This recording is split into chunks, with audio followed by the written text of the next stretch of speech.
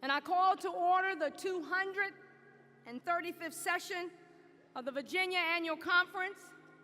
We will begin by singing, "And Are We Yet Alive?" And are we yet alive, and singing each other's names, glory and thanks to...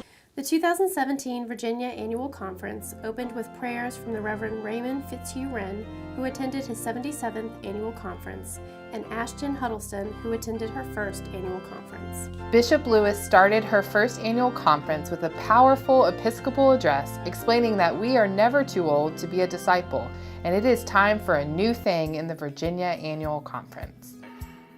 Beloved, how many of you would agree that God is up to something in the Virginia Conference? How many of you would agree that it's time to stop playing church? I agree.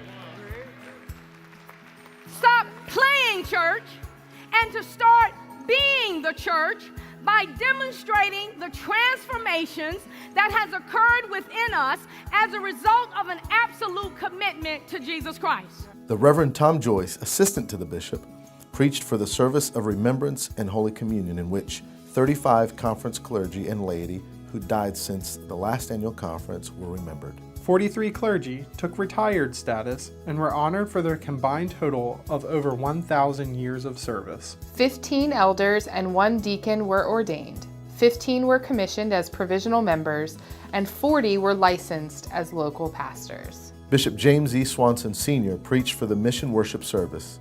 Items representing mission around the conference were processed in and placed on the altar. If you really do justice work, you will really make the world mad. Not because you did anything wrong, but because you decided to truly do God's work.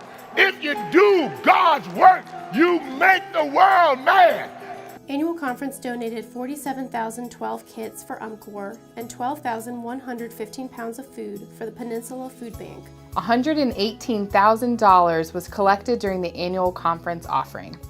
This year's offering supported disaster response in the Virginia Conference, our mission partnerships with brothers and sisters in Brazil, Cambodia, and Mozambique, ethnic minority missional ministries, and Virginia Volunteers in Mission. Annual Conference voted on constitutional amendments that were discussed and voted on at the 2016 General Conference. Members discussed 2 of 5 resolutions at annual conference.